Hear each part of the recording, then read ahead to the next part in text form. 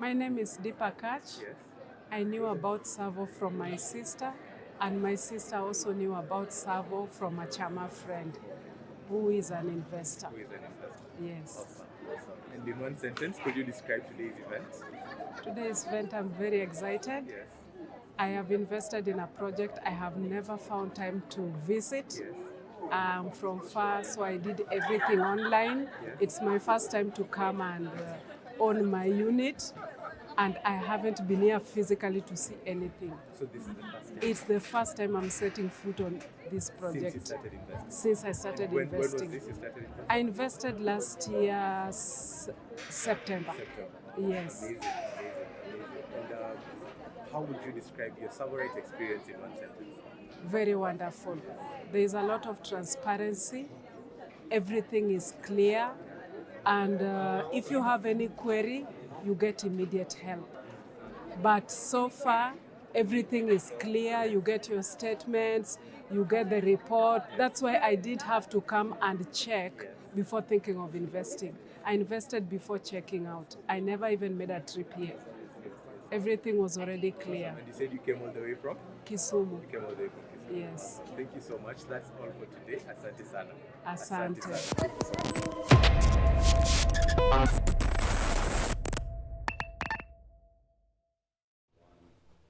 A very good evening. I hope you're enjoying your time at home. Kama hujafika nyumbani, tafadhali kimbia, but it's a great opportunity to have you here today.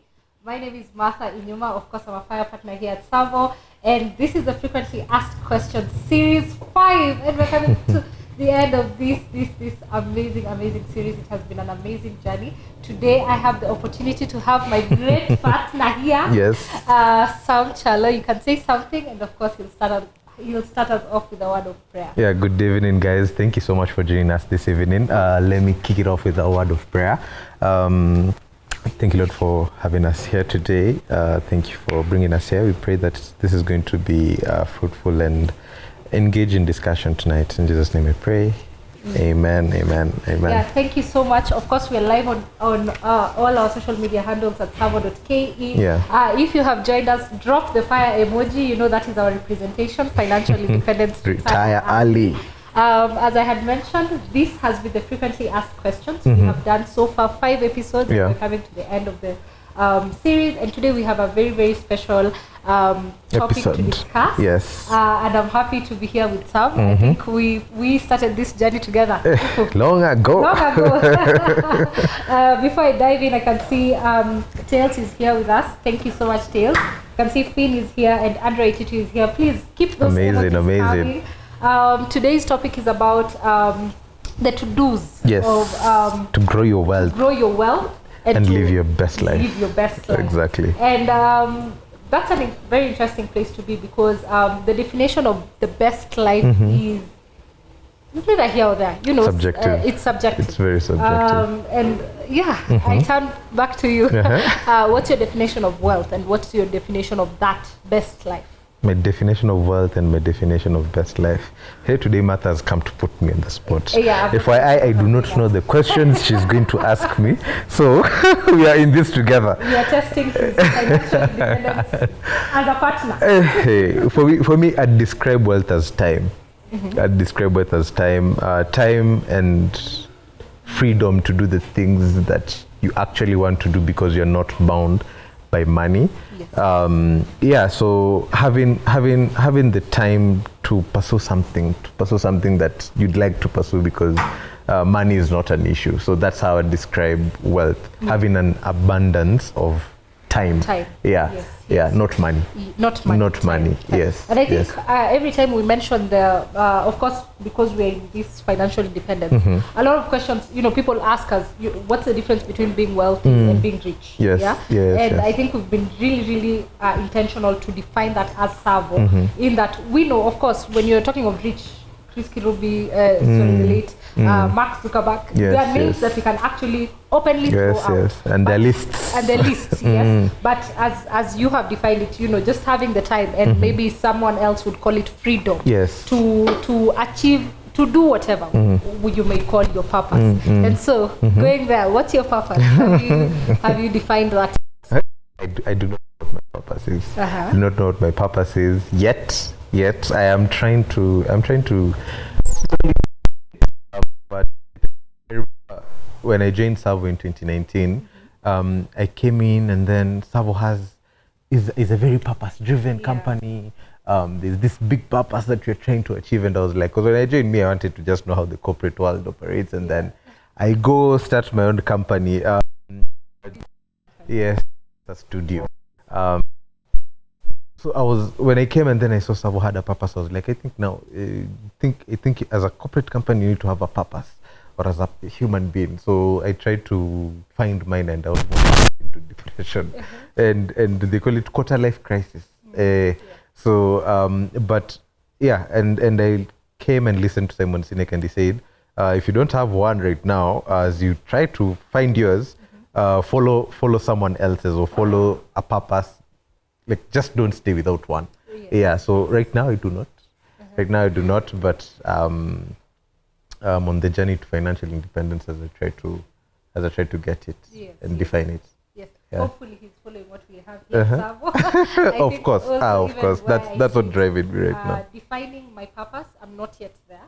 I think I have clarity on my financial independence number. I have clarity on the period. But just on the purpose, something that I can actually do without getting paid.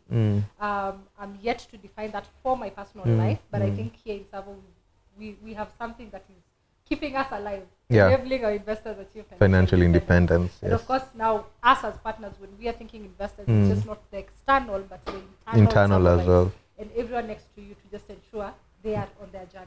Yeah. And so, what does FIRE have to do with purpose? What does FIRE have to do with purpose? I think from the definition of wealth, FIRE and financial independence being having assets that generate for you sufficient monthly passive cash flow to finance your needs, wants, and desires, and entirely, eventually, your purpose. So, I think for you to be able to pursue your purpose wholeheartedly, wholly, fully, you really need to have your needs, wants, and desires sorted.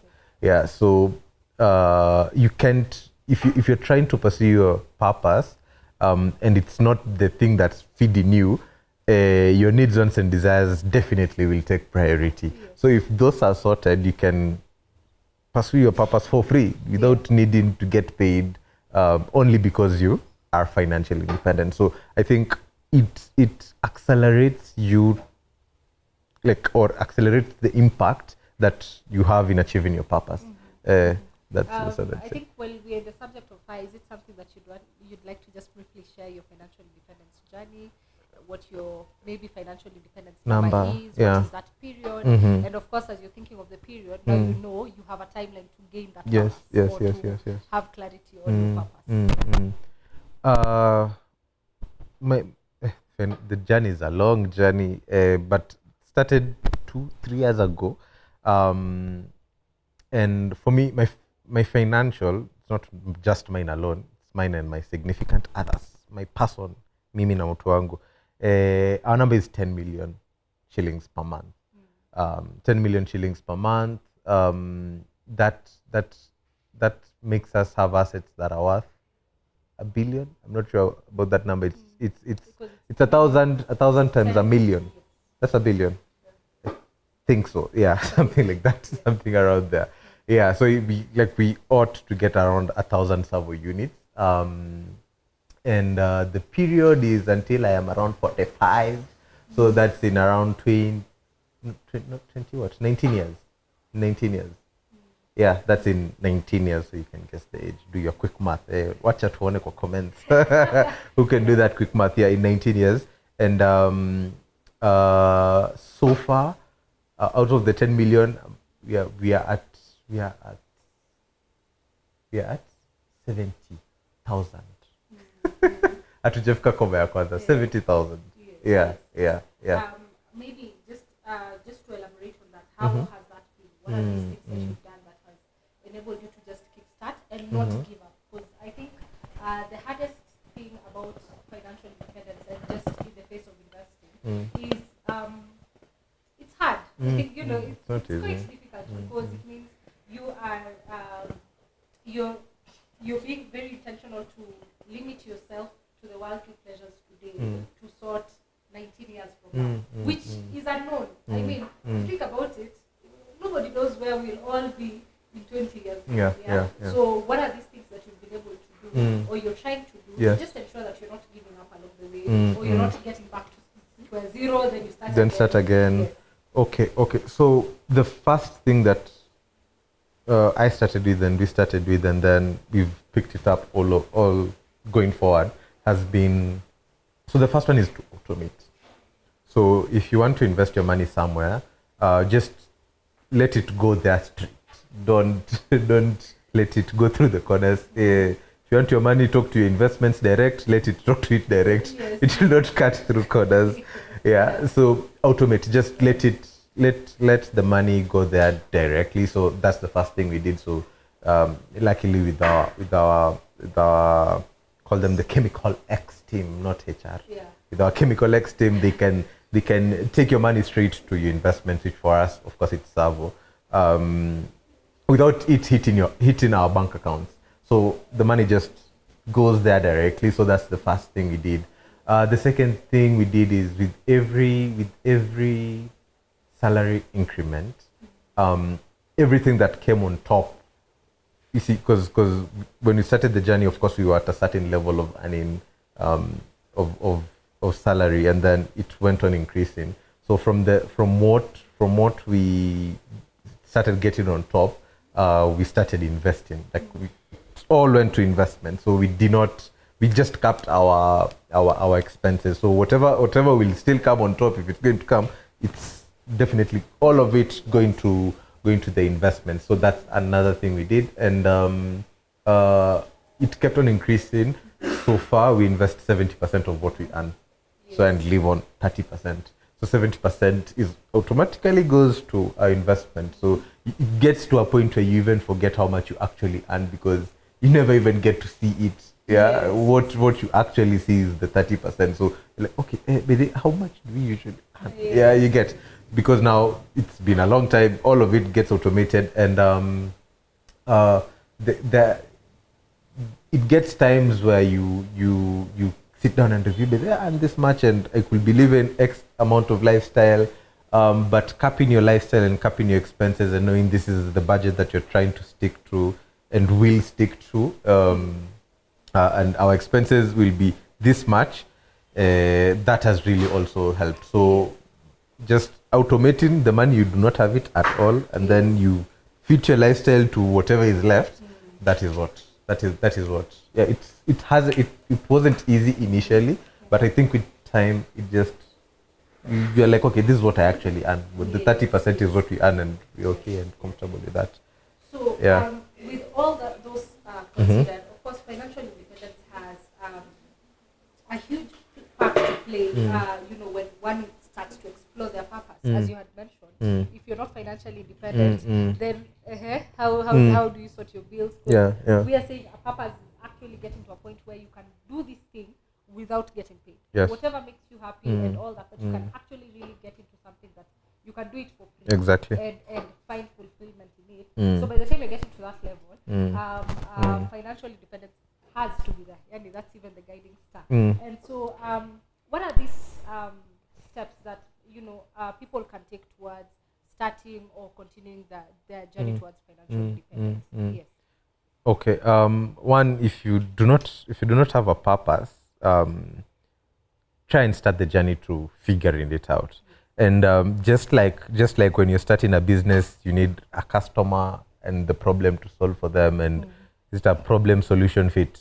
Or is it problem customer fit? Like a lean canvas. The same way your purpose and your financial independence journey have to go hand in hand. So once you start exploring or knowing what your purpose is, also start the financial independence journey together with that. So if you can be able to identify what that is, well and good. If you can't, with the financial independence number, that you can identify. Yes. You can identify your financial independence number, and I think that's ideally the first step, because if the purpose is hard, sawa, identify your financial independence number. By identifying that, you need to define then what is that vehicle that is going to enable you get to that financial independence number. And the number is how much do you want to be earning passively when you're living your best life. Your best life. Yes. How much do you want to be earning passively when you're living your best life? That's just it. Yani, that time when you're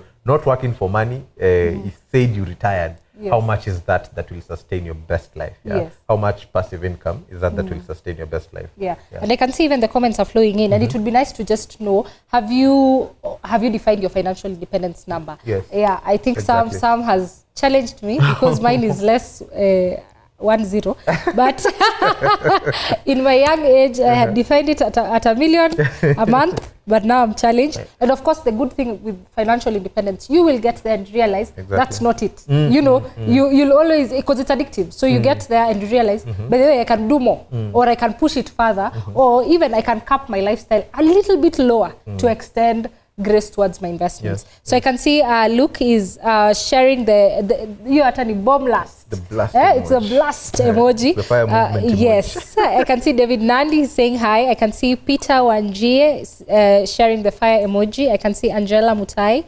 I can see a comment from Andrew Aititu. He's saying the best life is when your passive income not only exceeds expenses, but gives room for blessing others. And that's very, very true. Yes. I think selfishly sharing the knowledge that we have gained here in Savo. I'm saying selfishly, we have been here quite some time. Just seeing our directors move from, just beyond enabling themselves to enabling internal Savo rights, and now all the way to Ignite. Of course, if you're new to Savo, we have a foundation that sorts out children who are very bright but are not capable to take themselves throughout high school and university and even getting employment. And so we having just that line of impact in that, by the time you're getting to become financially independent, you have a role to actually impact the lives of others. Exactly. Yeah, and I think now that is where even your purpose plays, that what is this thing that you want to do to the children of God to really change what this country is. I can see Zail is sharing the fire emojis on Android Titu's comment. I can see James Kamau saying, hey, karibu sana, James. Thank you for joining. Yes. I think once you're getting towards financial independence, and just to go back to what Andrew is talking about, unfortunately, we've been raised in a culture where money is difficult. People don't want to talk about money. People don't want to talk about where the money is going. Yes. People don't want to share financial knowledge and where they're investing. They're not proud. You know, someone does not stand and say, I'm actually an investor. Exactly. And this is where you can come into. Because, I think there's a lot of, we've been raised in a culture where people hoard information. And the problem is that, with that is that you can actually become financially independent, but block yourself from blessing others, the way, Andrew, you've put it. That you can actually even get to a point where you can define your purpose, but because you're not proud of sharing your investment knowledge, you're not even able to help others. Because I think we've been brought up with this thing, scarcity mindset. Yes. Where you think hoarding is the thing that matters, but sharing this information of this is how, because when growing up, not most of us, our parents never told us how much they were. I mean, till today, I don't know. You never know how much they were earning. You never know what they did with their money. And being in this whole real estate investment industry, it becomes a crucial thing that people need to have, a conversation that people actually need to have. And it's really, really good that just all over the world, and especially in Kenya, people have started having those conversations, be it on Instagram, be it in very many different places. But it's sort of been demystified, but I think you and I and everyone watching this can take it a step further by starting those conversations with your kid if you're watching, with your brothers, with your you could be earning less than them, you could be earning more than them, but just starting that conversation is a step in igniting this fire in the fire movement. Yes. And I think even just to give a heads up, this Saturday we are having our fire workshop. Yes. And the fire workshop has the fire drill. So where we just take you through this entire process. Whatever we are trying to say, where your money goes, what percentage, your financial independence number, the drill really captures that. And the last time we had it here, it was a really eye-opening that we had one of our investors, actually a potential investor, someone who has not invested, and she came into the room and she realized she's actually the oldest, but she was able to be bold enough and share, you know, how she had lived the best life before being financially independent. Because, as I had started by mentioning, that what society has defined as best life is subjective. That, you know, it could be going to the bank, getting a loan, buying that flashy car, living very highly, living at 150 of your 100% income. So that definition of the best life. And so she was able to just really share her story that you can actually be living there and something happened. And so for her, it was COVID, and it was a transition point that you have brought even your kids to this position. And COVID happens. By the way, whatever was benefiting you to be there disappears, and so you need to start from scratch. And I think, you know, for her to be able to share such a deep and, you know, something that someone really would not be comfortable to share really made people realize that, by the way, this percentage, if I'm taking 50-60% of my income to meals and bills and consumerism, I might really get there someday. It might not happen today, but eventually 10-20 years that we are thinking is too far to invest might actually catch up. I think there are some of the steps, and these are things that we've discussed here before, when you're thinking of now starting an investment, because the purpose might take time, but the decision to start investing needs to begin. Now. That one you don't need to take time, but there are certain factors that you need to consider while you're, you know, starting your investment journey in whatever field that you're taking your financing to. And of course, one of the things is due diligence. I think you can just say something. I think due diligence is critical because it gives you a level of understanding in whatever vehicle you've chosen to get you to financial independence. I think there's a saying where when you start investing in something, you need to know how you will make money, and most importantly, how you can lose money with it.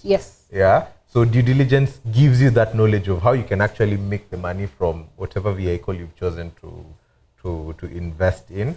Or to take you to financial independence, and how you can actually lose your money in that vehicle, because I don't think there's anything that is 0% risk. 0% risk. That's so true. You need to know that this is how I could lose money while I invest in this. And this is the risk I'm willing to take. Exactly. And I think when you're talking of due diligence, as we encourage vulnerability and openness in the financial space and in the investment space, don't go blindly. Make a logical decision and not really an emotional decision, just because you really need to understand the field that you're getting yourself into.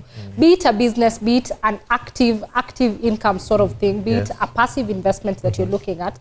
Don't say because it has worked for some, it will automatically work for me. Because because if you do not understand the business, or you do not understand the field you're getting yourself into, then you're not able to see the risks. You're not able to mitigate anything just because you don't understand the risk in that space. And of course, having an investment plan. We've talked about the financial independence number. Figure that out. Give yourself a period of time where, you know, you're able to give yourself enough grace to invest as much as you can, but also figure it out. You know, what is this financial independence number that will enable me to start my purpose? I think saying 19 years for a young man, it's not easy. I don't think it's the easiest thing. Mimi niko tu hapo. An investment plan where the number is 10 million shillings per month and the number of years is 19. I think for me, as young as I am, enables me to have long-term plans. And I think having long-term plans give you some sort of certainty in life.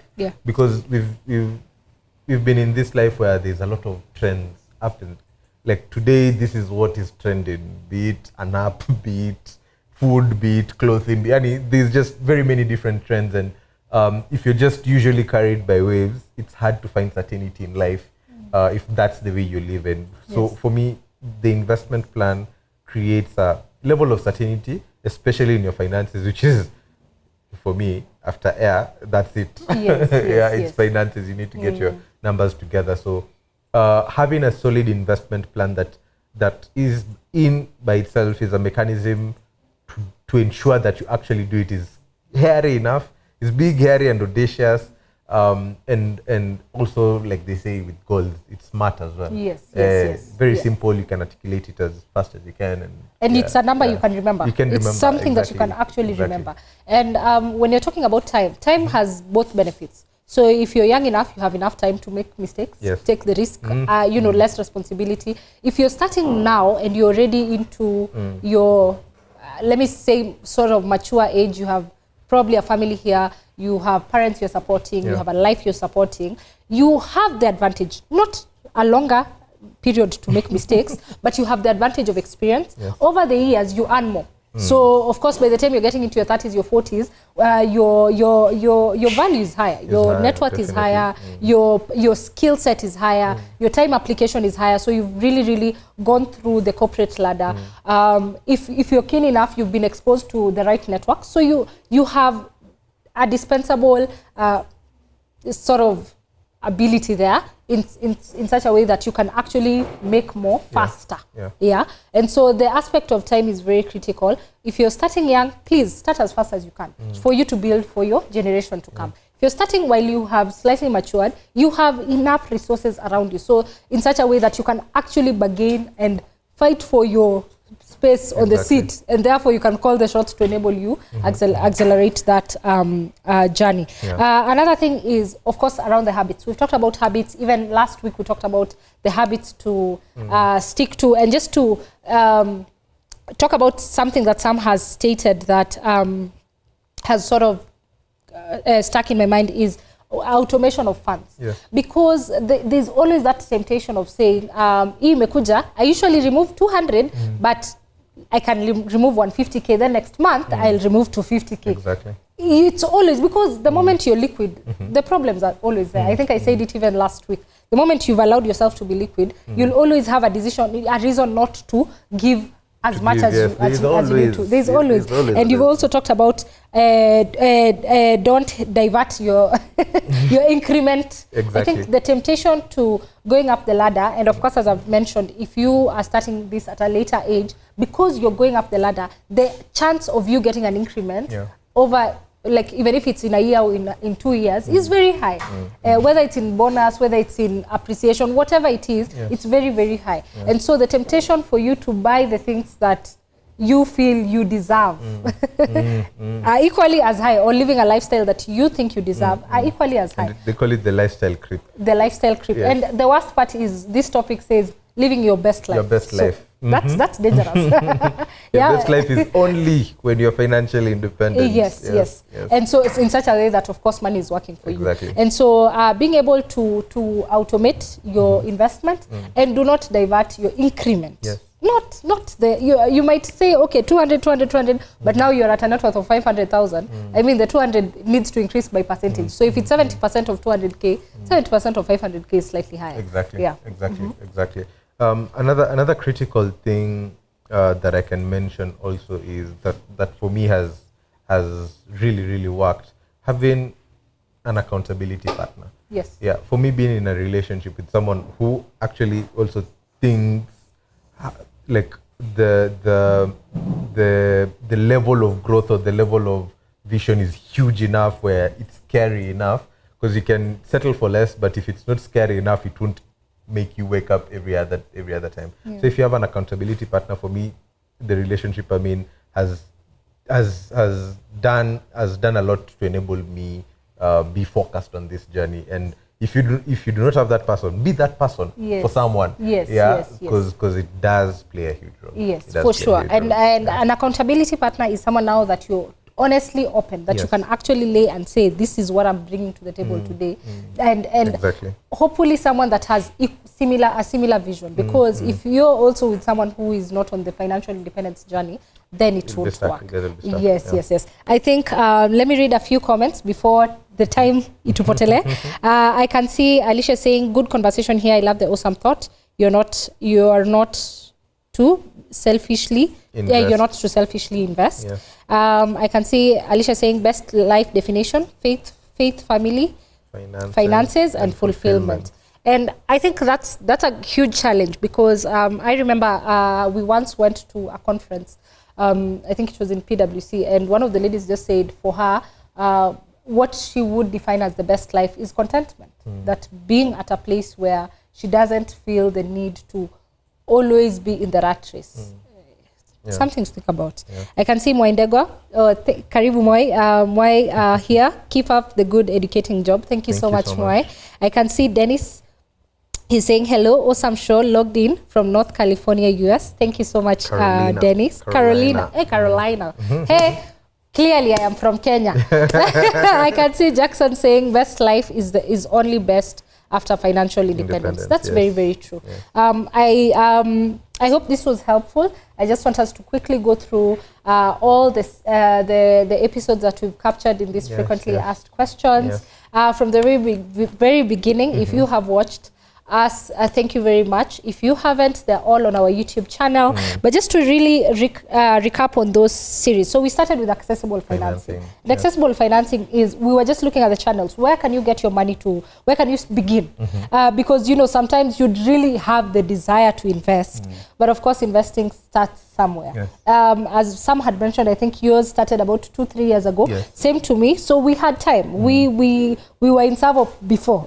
We started investing, I think, around 2020. Yes, like a year or two after. Yes. So it takes time because you need to build a bit of capital and building the mindset, trying to understand the channel that you want to get yourself into from an investment perspective.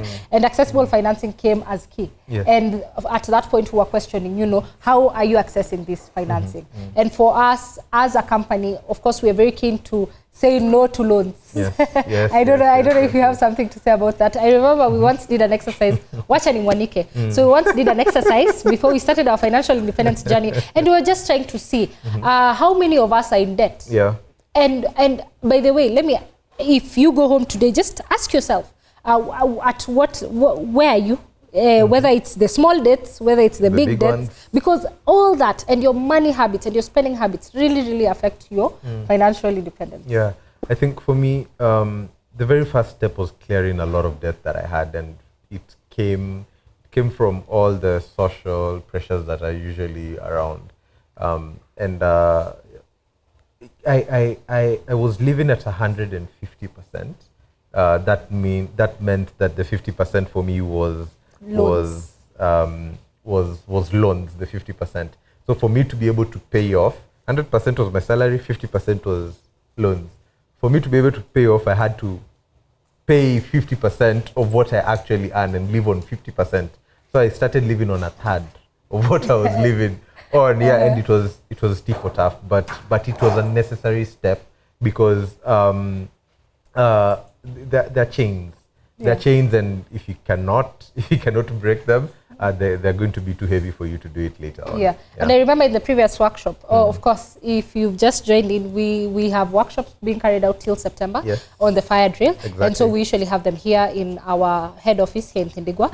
And so in the previous workshop, there's someone who asked, you know, how do I define a good debt and a bad debt? And when you're thinking of accessible financing, that's usually the first model to go into. You know, you want to get a house, you want to go through mortgage, you want to get a car, you want to get a mortgage, you want to a car loan, you want to start a business, you want to get into a personal loan for you to start a business. And it's usually very easy because it's a click away. I mean, right now when you go to your phone, open your banking app, there's an ad. There's an ad on the you've not even logged into the app itself. On the app, as you're putting in your PIN, there is an ad that tells you the percentage, you know, if you're getting a loan.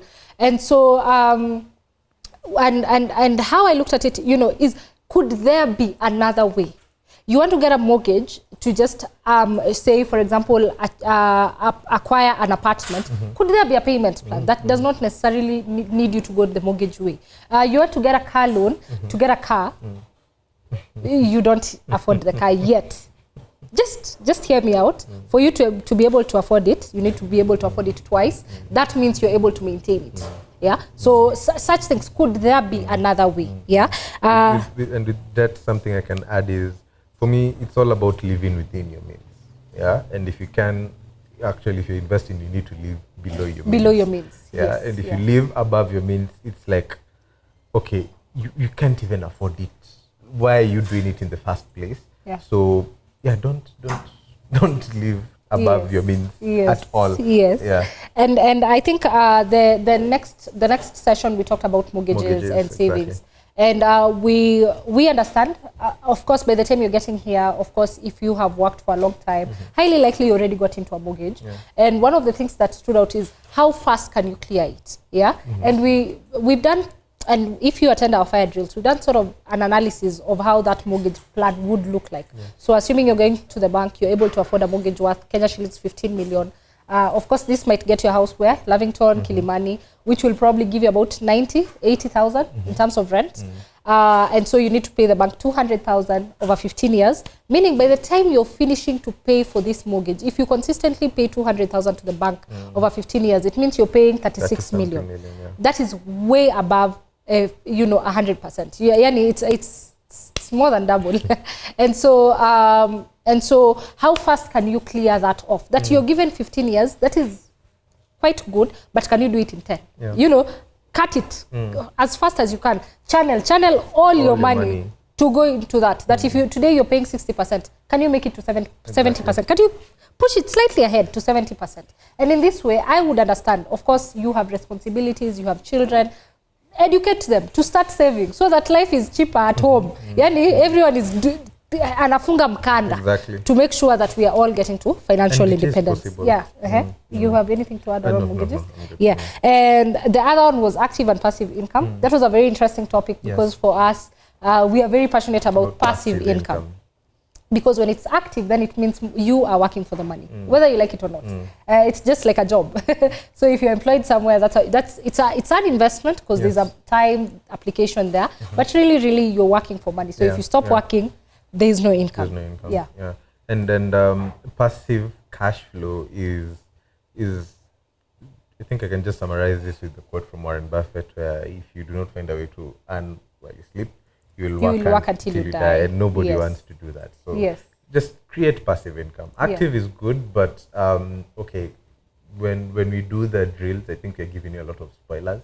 You will see the risks that are in your way, be it job loss, be it health, be it death, and all those things that could come in your way that could make your level of activity that enables you earn actively a bit less. Yeah, a bit less. So what does that mean to your cash flow?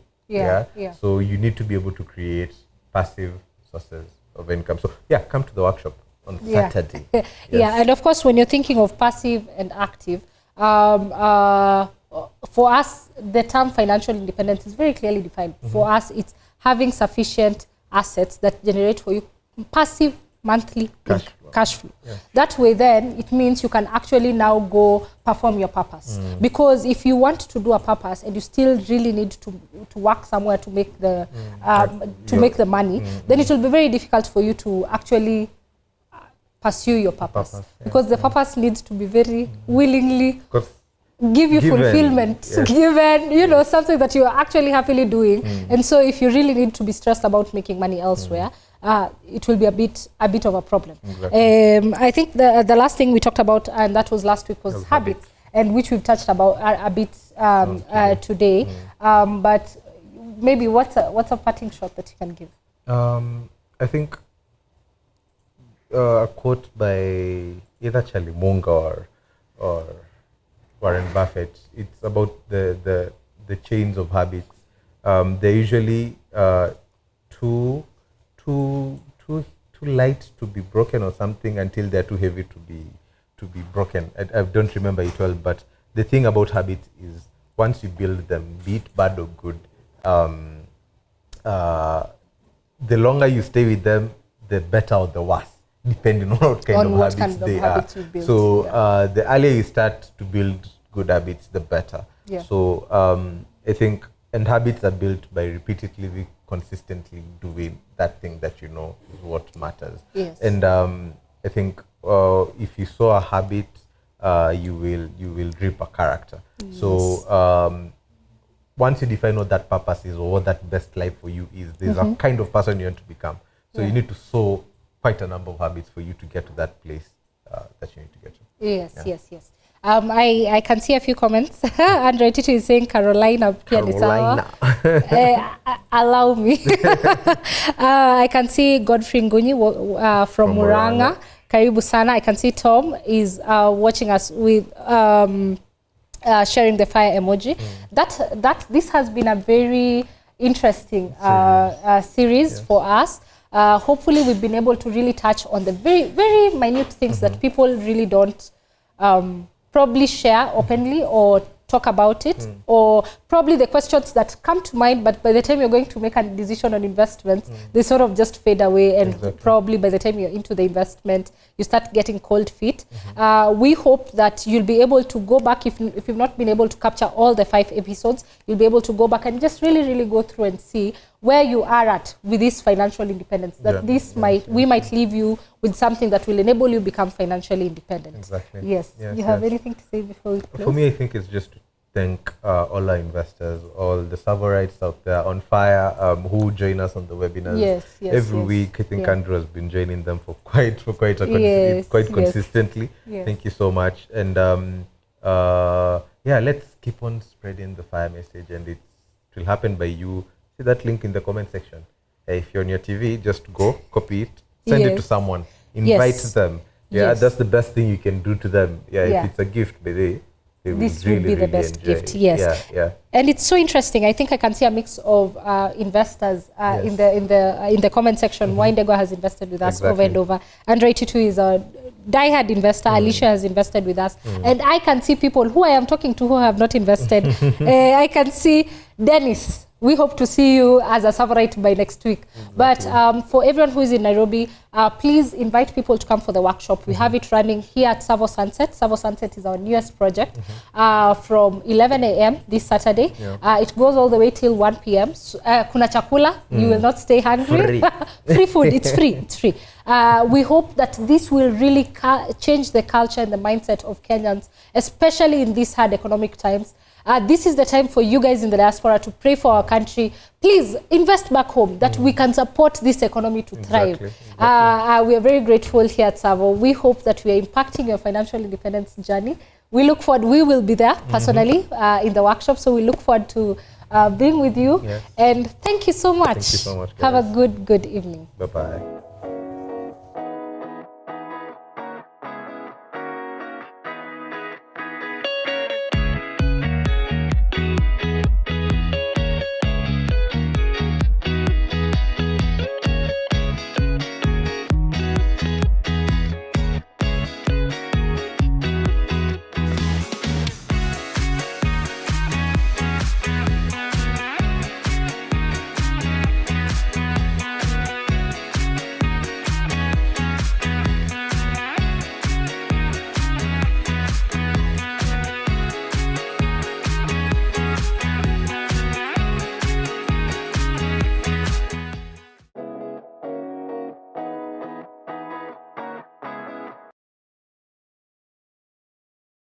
And let me tell you today about Savo. Now, not Savo the way you know us.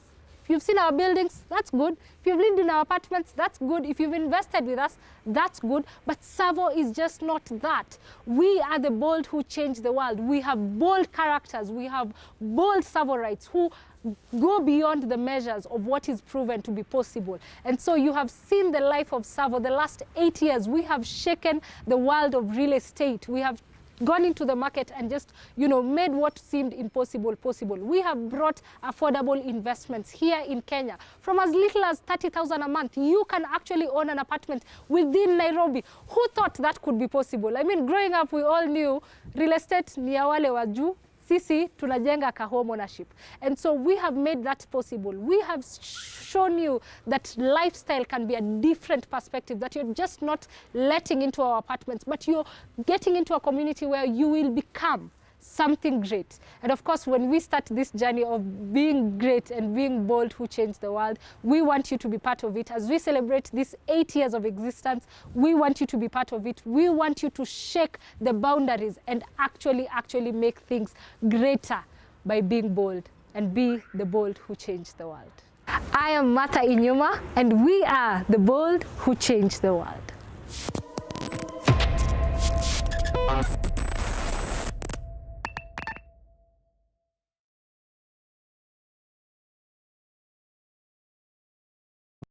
The boldest thing that I've done that I can remember, at least recently, was performing at State House with the then President Uhuru. We were in high school. I was to perform a trumpet solo in the school band, and yeah, I think that's the one that I can remember. There may have been bolder ones, but hiyo ndio najua. My name is Victor Murimi, and we are the bold who change the world.